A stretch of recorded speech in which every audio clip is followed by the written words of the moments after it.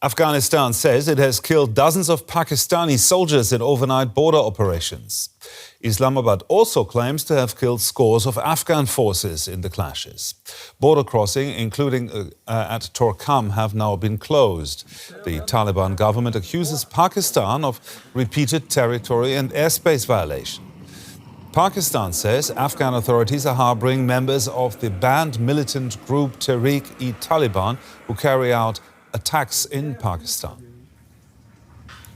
Trucks wait at the Chaman border crossing in Pakistan. These passengers cannot get into Afghanistan today because the border is shut after the worst hostilities between the two countries in over 4 years. It's a similar scene further north at a major border crossing in Afghanistan. The border is closed because of the fighting and people are suffering. We were near the border and saw women and children in distress. We have fruit and vegetables in our trucks that are starting to spoil. Thousands of vehicles are parked. People should not suffer because of these tensions. Both governments need to solve this problem through dialogue. But a dialogue seems far away as tensions rise between Pakistan and Afghanistan. The Afghan side said it attacked posts along the border on Saturday in retaliation for airstrikes on its capital, Kabul, on Thursday. The Taliban accused Pakistan of being behind the strikes, but Pakistan never claimed responsibility. We have no issues with the people of Pakistan or its administration. But there are some factions in Pakistan who are trying to make the situation worse. Afghanistan will secure its territory, borders and national interest. And that is why we immediately retaliated to escalation from Pakistan. The Taliban foreign minister made the comments in India during a trip to improve relations between the countries. These videos were released by Pakistan's military. It says they show Pakistan destroying Taliban defences in response to the overnight attacks from Afghanistan. Both sides accuse the other of allowing terrorist groups to operate on their territory.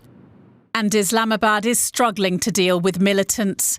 The Global Terror Index from the Institute of Economics and Peace calculates that it's one of the countries most affected by terrorism and had the highest number of terrorism deaths in 2024 after Burkina Faso. And as Pakistan's biggest rival, India, improves diplomatic relations with the Taliban, Pakistan's security worries are growing. Now let's go to the journalist Arsalan Khalid, who joins us from Pakistan's capital, Islamabad.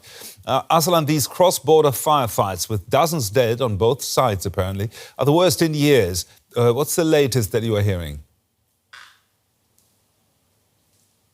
Well, the fight between Pakistan and Afghanistan is stopped at the moment. However, the 2,600-kilometer-long border between both countries, the two important crossing points on this such long border are still closed. One is Torkham in Khyber Pakhtunkhwa, and the other one is the Chaman border in Balochistan. But both sides have claimed that they have inflicted heavy casualties on each other. And so far it is confirmed from the Pakistani sides that there have been 22 people killed on the Pakistani side as a result of this cross-border firing exchange. But on the other, Pakistan forces are claiming to have killed more than 200 people on the Afghanistan side. And not only this, but their claims are that they have captured around 19 to 20 important checkposts in Afghan region. Now, the relations between Pakistan and Afghanistan were better in the recent past. Why this escalation now? Well, it has been a few months that Pakistan has been accusing Kabul for harboring terrorists that have been actively conducting different terrorist attacks in Pakistan, and they have been mainly targeting the military forces or the government servants in Pakistan. And Pakistan claims that these attacks were carried out by Tehreek-e-Taliban Pakistan, TTP. And Pakistan believed that they have safe havens in Afghanistan. And that's what Pakistan has been saying to Kabul in the recent months. But Kabul denies the fact that there are any safe havens of Tehreek-e-Taliban Pakistan.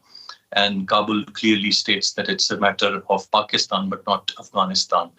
So this is something that's been cooking, and this is the main reason which resulted in the escalation last night. So basically, Pakistan blames Afghanistan, Afghanistan blames Pakistan. Who are we to believe? It's difficult to say. The claims from the both sides, and there's a long history. If you talk about Tehreek-e-Taliban Pakistan, it was altogether a different scenario when US and NATO was present in Afghanistan. At that time, the Tehreek-e-Taliban Pakistan, Taliban, they were all together and fighting against US. Things started changing right after. Yeah.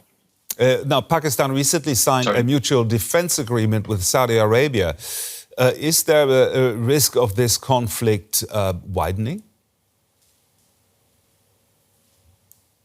Well, I don't see it widening. Saudi Arabia was the first country to reach out to Kabul and Islamabad last night when this whole escalation started. And there were other Muslim countries that were reaching out to Kabul and Islamabad. And the main reason was that they didn't want this whole situation to escalate. And basically, that's the reason that the escalation has stopped now, and we haven't seen any exchange of fires or anything from this afternoon onwards. Now, the fighting has prompted calls for restraint from Iran, Qatar and Saudi Arabia. Will that help stop the fighting? Yes, as I said, that's the main reason, and that has helped. These countries were the first countries to reach out to the both capitals and to convey a message that if there is anything that should be sorted on the table and through a discussion. And both countries realize that they cannot carry on fighting like this, especially Pakistan cannot afford to have a hostile neighbor on this side when Pakistan is not having very good relations already with India.